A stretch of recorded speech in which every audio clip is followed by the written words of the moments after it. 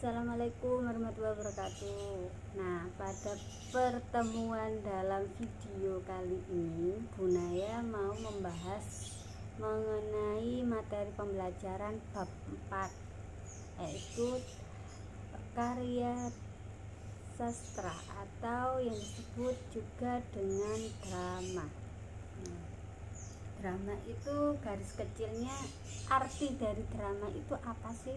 Nah, diambil dari garis kecilnya, drama itu merupakan sebuah karya sastra yang bisa dikreasikan atau bisa dinikmati oleh khalayak umum. Contohnya seperti apa, Bu? Contohnya seperti teater.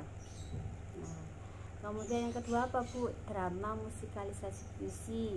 Yang ketiga drama komedi. Kemudian yang keempat drama prosa. Nah, itu bisa masuk pada bisa masuk pada drama. Loh, Bu, berarti karya sastra itu nggak hanya dari puisi, cerpen, kemudian novel dan lain sebagainya. Enggak, drama juga termasuk merupakan sebuah karya sastra ya. Jadi diingat baik-baik. Nah, biasanya kan kalian pernah ngomong ke teman-teman, uripmu wakian drama. Nah, drama itu apa? Drama itu isinya tentang sandiwara. Nah, kalau teman-teman sampean anak sing ngomong uripmu wakian drama, berarti hidup sampean itu dibilang banyak sandiwaranya, jadi nggak real, hanya dibuat-buat. Nah, itu sama dengan drama. Kemudian unsur-unsur dari drama ada apa aja, Bu? Yang pertama tema, yang kedua amanat, yang ketiga plot. Tema itu apa, Bu? Tema itu sama dengan gagasan ide. Jadi sebelum sampean membuat sebuah drama atau sebuah karya sastra drama, sampean harus membuat atau mencari temanya dulu. Jadi temanya nanti semacam apa ya? Oh, nanti kejadiannya seperti ini. Oh, nanti kejadiannya bakalan seperti itu. Nah, itu yang disebut dengan tema atau gagasan ide. Kemudian yang kedua tadi amanat. Amanat itu apa? Amanat itu pesan-pesan yang disampaikan. Nah, nggak mungkin kan sampean buat drama hanya ecek-ecek buat, tapi tidak ada unsur pesan yang harus disampaikan. Nah, itu termasuk drama yang ngawur. Kalau drama-drama seperti serialnya film Bawang Merah Bawang Putih, nah itu pasti kan ada amanatnya. Amanatnya apa? Kita tidak boleh berbuat jahat kepada siapapun. Nah, di mana sisi baik itu pasti ada balasan baiknya juga. Nah, itu yang dimasukkan ke dalam amanat dari drama Bawang Merah Bawang Putih. Kemudian yang ketiga plot. Plot itu apa, Bu? Plot itu alurnya itu maju mundur atau enggak, cerita yang dibawakan atau cerita yang ada dalam drama itu gimana. Nah, itu termasuk dari plotnya ya, alur. Jadi ini dari plot itu artinya adalah alur dari cerita drama. Nah, bagian-bagian dari drama itu apa aja, Bu? Yang pertama ada prolog, kedua epilog, kemudian dialog. Paham kan? Nah, prolog itu apa? Prolog itu kata pembuka, pengenalan. Nah, contohnya ada tokoh, nah disitu menceritakan gimana perannya atau karakternya dalam sebuah drama itu. Bu, apakah menjelaskan seperti ini? Saya pemeran sebagai A, saya akan bersifat seperti ini. Enggak. Jadi pengenalan pada pembukaan pertama itu bukan menjelaskan seperti itu, tapi dari karakternya nanti terlihat tokoh ini tuh bersifat seperti apa sih, karakternya gimana, nanti terlihat pada pembukaan. Kemudian contohnya seperti ini, pada suatu hari pada zaman dahulu. Nah, itu yang disebut dengan prolog. Contohnya lagi dalam dalam kayak dalang itu dikisahkan dari sebuah negeri. Nah, itu disebut dengan prolog. Kemudian epilog. Epilog itu apa, Bu? epilog itu kata penutup atau simpulan. Jadi biasanya disimpulkan oleh dalangnya. Nah, itu juga terdapat dalam sebuah drama. Kemudian dialog. Dialog itu apa, Bu? Dialog itu meliputi dari 3. Yang pertama orientasi, kedua komplikasi, dan ketiga resolusi. Orientasi sama dengan tadi, pembukaan. Kemudian komplikasi. Nah, komplikasi ini apa? Komplikasi ini terjadinya sebuah masalah atau awal mula terjadinya masalah. Itu yang disebut dengan komplikasi. Kalau yang ketiga itu resolusi. Resolusi nanti adanya penyelesaian masalah, di mana masalah yang terlihat buruk tadi yang mulai ada, nah akhirnya mulai terkikis atau mulai bisa diperbaiki dari resolusi tadi. Bu, berarti nanti pasti ada babak-babaknya. Iya, babak pertama, nah itu tadi seperti pengenalan. Terus babak kedua, mulainya terjadi sebuah komplikasi. Yang ketiga, babak ketiga terjadinya resolusi. Nah, ini yang disebut dengan babak-babak dari drama tersebut. Kemudian yang terakhir, Bu, bagian-bagian dari drama yang harus ditelaah atau yang penting itu apa? Yang pertama ada vokal. Vokal itu apa? Intonasi dari percakapan. Nggak mungkin kan kalau drama itu yang bagian tokoh menjelaskan itu suaranya kecil, pasti nggak didengar. Nah, itu yang disebut dari vokal atau intonasi. Yang ketiga adanya nada atau tempo, jadi tinggi rendahnya nada yang diucapkan. Kemudian temponya seperti tadi, tinggi rendahnya nada. Yang ketiga adanya gerak wajah atau mimik wajah. Contohnya sampean benci sama orang, ada iki loh jengkol. Nah, ini yang disebut dengan mimik wajah. Kemudian ekspresi bahagia, aku mau, itu saking lebaynya. Kemudian yang berapa tadi itu ada gaya tubuh atau ekspresi tubuh. Contohnya genit, kamu itu. Nah, itu disebut dengan gaya tubuh ya. Dan yang terakhir penokohan, yaitu tadi ada bagian-bagian tokoh-tokohnya. Ada yang sifatnya antagonis perannya, kemudian protagonis, kemudian melankolis. Nah, itu ada pada tokoh-tokoh di dalam sebuah drama. Oke, ini aja dari kesimpulan yang bisa Bu Naya jelaskan untuk hari ini. Semoga bermanfaat dan lebih giat lagi belajarnya. Untuk bahasa Indonesia lebih ditingkatkan lagi. Jangan berpikir bahasa Indonesia itu terlalu gampang ya, Bu. Tidak semudah itu, Fulgosu. Oke, lebih giat lagi belajarnya. Sampai ketemu. Salam rindu dari Bu Naya. Assalamualaikum warahmatullahi wabarakatuh. Oke, di video ini nanti Bu Naya gabungkan dengan video pembelajaran atau pengertian dari drama. Bisa sampean catat, bisa sampean amati, bisa sampean dengarkan sambil tiduran. Biar apa? Biar wawasannya lebih banyak dan pas waktu ujian bisa mendapatkan nilai yang terbaik. Oke?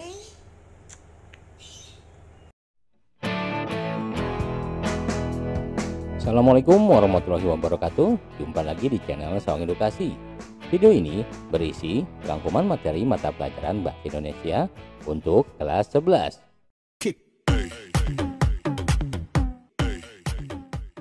Bagi yang baru datang, jangan lupa untuk klik like, share, dan subscribe. Karena Saung Edukasi tidak hanya berisi video rangkuman materi pelajaran Bahasa Indonesia, tetapi ada banyak video edukasi lainnya. Drama adalah sebuah cerita atau kisah yang menggambarkan kehidupan dan watak melalui tingkah laku akting atau dialog yang dipentaskan. Kata drama berasal dari bahasa Yunani, draomai, yang berarti berbuat, berlaku, bertindak, beraksi, dan sebagainya. Drama berarti perbuatan, tindakan, atau action. Drama dapat pula diartikan sebagai sebuah lakon atau cerita berupa kisah kehidupan dalam dialog dan lakuan tokoh yang berisi konflik. Dalam Kamus Besar Bahasa Indonesia, drama memiliki beberapa pengertian. Pertama, drama diartikan sebagai syair atau prosa yang menggambarkan kehidupan dan watak melalui tingkah laku atau dialog yang dipentaskan. Kedua, cerita atau kisah yang melibatkan konflik atau emosi yang khusus disusun untuk pertunjukan teater. Pengertian lain, drama adalah kisah kehidupan manusia yang dikemukakan di pentas berdasarkan naskah, menggunakan percakapan, gerak laku, dan unsur-unsur pembantu. Drama terdiri atas bagian-bagian yang tersusun secara sistematis. Susunan bagian-bagian drama tersebut sebenarnya merupakan salah satu unsur drama, yakni yang biasa disebut dengan alur. Struktur drama. Prolog adalah kata-kata pembuka, pengantar, ataupun latar belakang cerita, yang biasanya disampaikan oleh dalang atau tokoh tertentu. 2. Epilog adalah kata-kata penutup yang berisi simpulan ataupun amanat tentang isi keseluruhan dialog. Bagian ini pun biasanya disampaikan oleh dalang atau tokoh tertentu. 3. Dialog. Dialog dalam drama meliputi bagian orientasi, komplikasi, dan resolusi. Bagian-bagian itu terbagi dalam babak-babak dan adegan-adegan. Satu babak biasanya mewakili satu peristiwa besar dalam dialog yang ditandai oleh suatu perubahan atau perkembangan peristiwa yang dialami tokoh utamanya. Adapun adegan hanya melingkup satu pilihan-pilihan dialog antara beberapa tokoh. Orientasi suatu cerita menentukan aksi dalam waktu dan tempat, memperkenalkan para tokoh, menyatakan situasi suatu cerita, mengajukan konflik yang akan dikembangkan dalam bagian utama cerita tersebut, dan ada kalanya membayangkan resolusi yang akan dibuat dalam cerita itu. Komplikasi atau bagian tengah cerita mengembangkan konflik. Sang pahlawan atau pelaku utama menemukan rintangan-rintangan antara dia dan tujuannya. Dia mengalami aneka kesalahpahaman dalam perjuangan untuk menanggulangi rintangan-rintangan ini. 3. Resolusi. Hendaklah muncul secara logis dari apa-apa yang telah mendahulunya di dalam komplikasi. Titik batas yang memisahkan komplikasi dan resolusi biasanya disebut klimaks atau turning point. Pada klimaks itulah terjadi perubahan penting mengenai nasib sang tokoh. Kepuasan para penonton terhadap suatu cerita tergantung pada sesuai tidaknya perubahan itu dengan yang mereka harapkan. Terdapat beberapa bentuk drama, di antaranya adalah sebagai berikut. 1. Berdasarkan bentuk sastra cakapannya, yaitu drama puisi, yaitu drama yang sebagian besar cakapannya disusun dalam bentuk puisi atau menggunakan unsur-unsur puisi. B. Drama prosa, yaitu drama yang cakapannya disusun dalam bentuk prosa. Berdasarkan sajian isinya. A. Tragedi atau drama duka, yaitu drama yang menampilkan tokoh yang sedih atau muram, yang terlibat dalam situasi gawat karena sesuatu yang tidak menguntungkan. Keadaan tersebut mengantarkan tokoh pada keputusasaan dan kehancuran. Dapat juga berarti drama serius yang melukiskan pertikaian di antara tokoh utama dan kekuatan yang luar biasa, yang berakhir dengan malapetaka atau kesedihan. B. Komedi atau drama ria, yaitu drama ringan yang bersifat menghibur, walaupun selorohan di dalamnya dapat bersifat menyindir, dan yang berakhir dengan bahagia. C. Tragikomedi, yaitu drama yang sebenarnya menggunakan alur duka cita, tetapi berakhir dengan kebahagiaan. Berdasarkan kuantitas cakapannya, ada drama pantomim, yaitu drama tanpa kata-kata, drama mini kata, yaitu drama yang menggunakan sedikit sekali kata. Lalu ada dialog monolog, yaitu drama yang menggunakan banyak kata-kata. Berdasarkan besarnya pengaruh unsur seni lainnya, ada drama opera, yaitu drama yang menonjolkan seni suara atau musik. Lalu sendera tari, yaitu drama yang menonjolkan seni drama dan tari.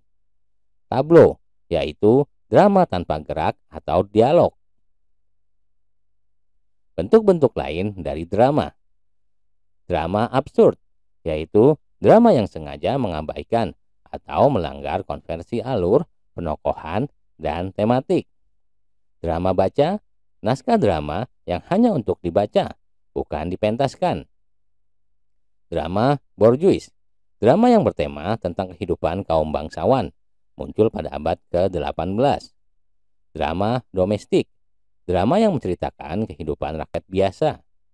Drama duka, yaitu drama yang khusus menggambarkan kejahatan atau keruntuhan tokoh utama. Drama liturgis, yaitu drama yang pementasannya digabungkan dengan upacara kebaktian gereja. Drama satu babak, yaitu lakon yang terdiri atas satu babak, berpusat pada satu tema, dengan sejumlah kecil pemeran gaya, latar, serta pengaluran yang ringkas. Drama rakyat, yaitu drama yang timbul dan berkembang sesuai dengan festival rakyat yang ada, biasanya ada di pedesaan. Unsur-unsur drama. 1. Latar. Latar adalah keterangan mengenai tempat, waktu, dan suasana di dalam naskah drama. Latar tempat, yaitu penggambaran tempat kejadian di dalam naskah drama, seperti di rumah, medan perang, di meja makan. Latar waktu, yaitu penggambaran waktu kejadian di dalam naskah drama, seperti pagi hari pada tanggal 17 Agustus 1945. Latar suasana atau budaya, yaitu penggambaran suasana ataupun budaya yang melatar belakangi terjadinya adegan atau peristiwa dalam drama. Misalnya dalam budaya Jawa, dalam kehidupan masyarakat Betawi, Melayu, Sunda, atau Papua. 2. Penokohan. Tokoh-tokoh dalam drama diklasifikasikan sebagai berikut. A. Tokoh gagal atau tokoh badut. Tokoh ini mempunyai pendirian yang bertentangan dengan tokoh lain. Kehadiran tokoh ini berfungsi untuk menegaskan tokoh lain itu. B. Tokoh idaman. Tokoh ini berperan sebagai pahlawan dengan karakternya yang gagah, berkeadilan, atau terpuji. C. Tokoh statis. Tokoh ini memiliki peran yang tetap sama, tanpa perubahan, mulai dari awal hingga akhir cerita. D. Tokoh yang berkembang. Misalnya, seorang tokoh berubah dari setia ke karakter berkhianat, dari yang bernasib sengsara menjadi kaya raya, dari yang semula adalah seorang koruptor menjadi orang yang soleh dan budiman. 3. Dialog. Dalam drama, percakapan atau dialog haruslah memenuhi dua tuntutan. Yang pertama adalah dialog harus turut menunjang gerak laku tokohnya. Dialog haruslah dipergunakan untuk mencerminkan apa yang telah terjadi sebelum cerita itu, apa yang sedang terjadi di luar panggung selama cerita itu berlangsung. Dialog harus pula dapat mengungkapkan pikiran-pikiran serta perasaan-perasaan para tokoh yang turut berperan di atas pentas. Yang kedua, dialog yang diucapkan di atas pentas lebih tajam dan tertib daripada ujaran sehari-hari. Tidak ada kata yang harus terbuang begitu saja. Para tokoh harus berbicara jelas dan tepat sasaran. Dialog itu disampaikan secara wajar dan alamiah. 4. Tema. Tema adalah gagasan yang menjalin struktur isi drama. Tema dalam drama menyangkut segala persoalan, baik itu berupa masalah kemanusiaan, kekuasaan, kasih sayang, kecemburuan, dan sebagainya. Untuk mengetahui tema drama, kita perlu mengapresiasi menyeluruh terhadap berbagai unsur karangan itu. Tema jarang dinyatakan secara tersirat. Untuk dapat merumuskan tema, kita harus memahami drama itu secara keseluruhan. 5. Pesan atau amanat.